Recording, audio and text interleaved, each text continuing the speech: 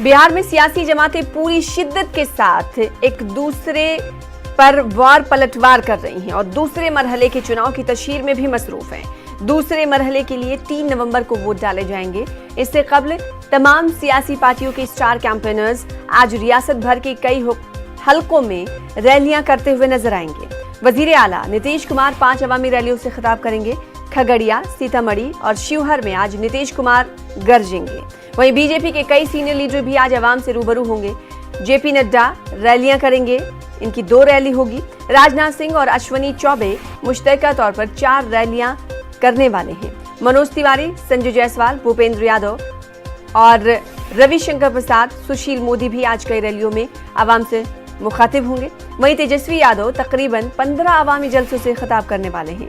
सुबह 10 बजे से शाम 4:30 बजे तक तेजस्वी यादव एक्शन में नजर आएंगे। दूसरी तरफ उपेंद्र कुशवाहा और चिराग पासवान भी आज अवाम के बीच होंगे। दोनों लीडरान साथ साथ इंतखाबी रैलियों से खिताब करेंगे।